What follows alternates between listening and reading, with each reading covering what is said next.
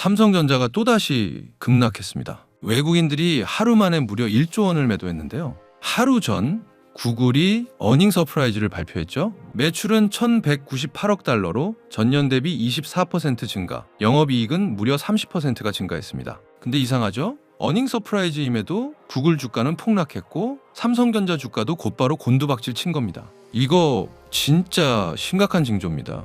오늘은 삼성전자 하락의 진짜 이유를 밝히고 외국인이 왜 그토록 삼성전자 주식을 매도했는지, 지금 개미들이 까마득히 속고 있는 건 무엇인지까지 파헤쳐 보겠습니다.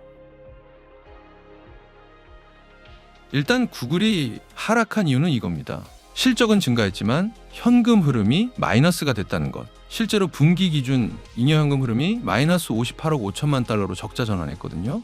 이게 무슨 뜻입니까? 번 돈보다 투자한 돈이 많았다는 겁니다. 이걸 제대로 이해하려면 따로따로 분리해서 봐야 하는데, 일단 어닝 서프라이즈는 호재입니다. 실적이 늘어났다는 것은 뭡니까?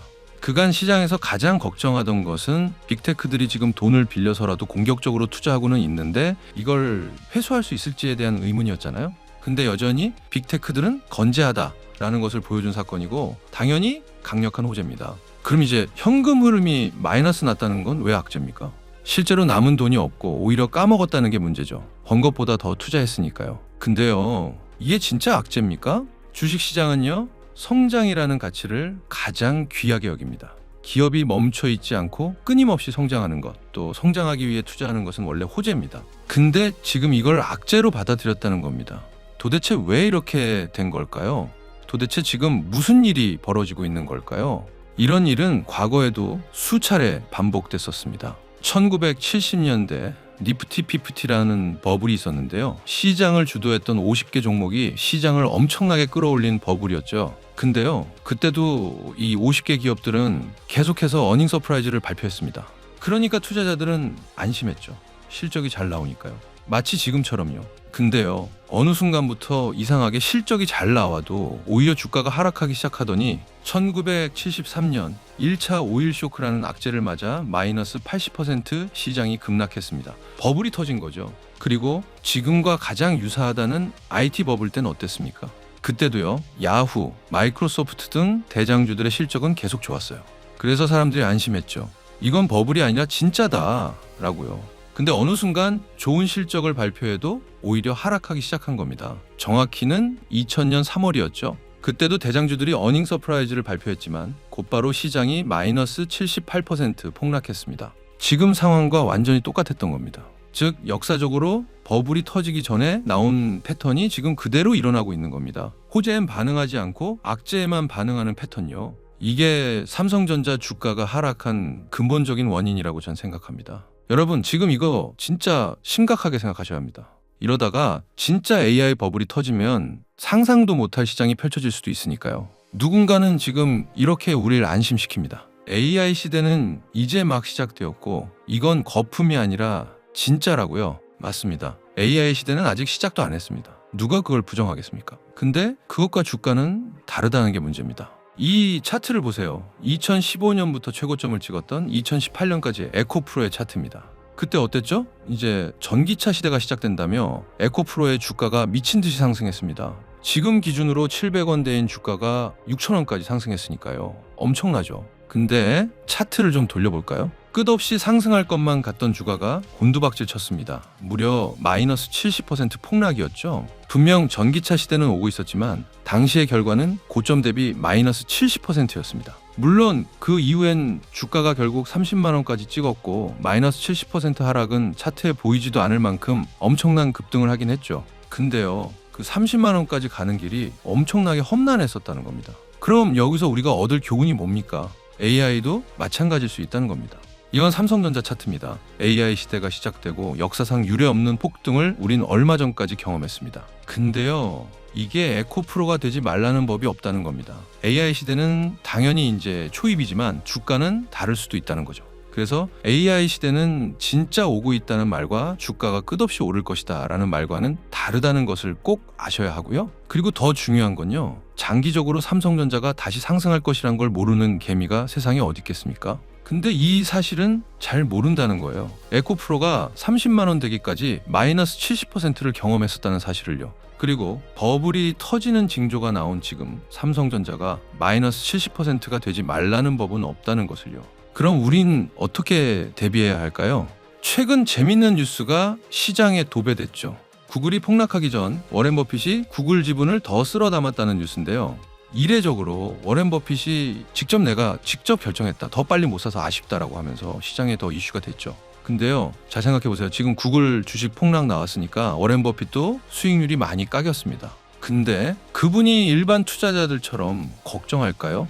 절대 아니죠. 그분은 워낙 천문학적인 자금을 운영하기도 하고요. 구글은 그중 일부일 뿐이고, 그리고 단기적으로 보고 매수하는 것이 아닙니다. 제가 이 말씀을 왜 드리냐면요. 지금 외국인들이 삼성전자 주식을 하루에 1조 원 매도했다. 최근 한 달간 3조 원을 매도했다. 하면서 수급에 많이 집중하는 뉴스나 유튜브들이 많이 나와서 그렇습니다. 개인 투자자분들은 그것 때문에 불안에 떠는 거고요. 여러분, 외국인들이 가진 자금에 비하면 우리나라 증시는 찻잔에 비유되곤 합니다. 그들이 조금만 물을 부어도 찻잔이 금방 흘러넘치는, 아무리 우리나라가 선진국이 되었다고 해도요, 여전히 그들의 막대한 자금력 앞에선 찻잔에 불과합니다. 그러니 외국인들은 하루아침에 1조를 매도할 수도 다시 1조를 매수할 수도 있는 겁니다. 그들에겐 그게 큰 돈이 아니니까요. 그래서 수급을 쫓다 보면 오류가 생겨요. 이를테면 외국인들이 매도해서 나도 매도했더니 바로 다음날 더 큰 매수가 들어오는, 나만 바보 될 수 있는 상황이 펼쳐지는 것이죠. 그래서 굉장히 장기적인 관점으로 수급은 추적해야 되는데, 중요한 건 수급은 예측할 수 없다는 겁니다. 외국인들 누가 언제 무슨 이유로 삼성전자 주식을 매수할지 매도할지 등 모든 것을 다 알 수 없다는 거죠. 그래서 개미들은 항상 그들의 수급에 속게 되는 겁니다. 그럼 어떻게 해야 할까요? 네, 맞습니다. 결국 삼성전자는 장기적으로는 상승할 것이다라는 생각을 갖고 임하셔야 해요. 무슨 말이냐면, 우리가 아무리 걱정해도 오를 주식은 오르고 안 오를 주식 안 오릅니다. 근데 삼성전자는 장기적으로 오를 확률이 높잖아요. 그러니 일단은 걱정하지 말고 마음 편히 하시길 바라고요. 다음으로, 저는 삼성전자가 단기적으로 강한 반등이 나올 거라고 보고 있습니다.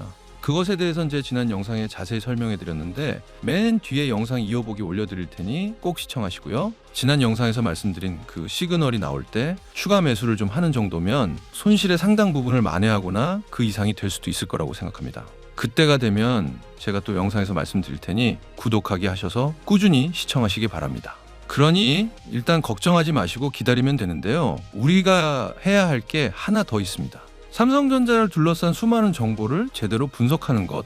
예를 들면 이겁니다. 어제 나온 삼성의 브로드컴과의 200억 달러 메모리 파운드리 MOU 체결. 이런 정보가 나오면 이게 호재인지 악재인지 제대로 분석해서 휘둘리지 않아야 하는 겁니다. 실제로 지금 누군가는요, 이걸 또 엄청난 호재라고 부풀려서 자극적인 기사 혹은 영상을 찍어내기 바쁩니다. 근데 전 이렇게 생각해요. 돈 버는 건 뭐 당연히 좋은 거고요. 그 안에 진짜 의미, 죽어가던 삼성 파운드리에 활력을 넣고 진짜 이젠 주문형 반도체 시대가 됐다는 것을 확증하는 것으로 의미를 크게 보고 있습니다. 이 주문형 반도체가 왜 중요한지는 다음 영상에서 자세히 다뤄드릴게요. 근데 핵심은요, 이렇게 정보를 제대로 분석해두고 진짜 본질은 무엇인지 등 내가 삼성전자의 내용을 전부 알고 있는 게 중요하다는 겁니다.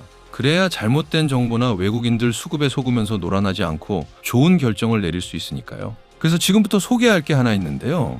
이 자료는 제가 준비한 최근 삼전닉스를 둘러싼 수많은 정보 중에 진짜와 가짜를 구분한 내용입니다.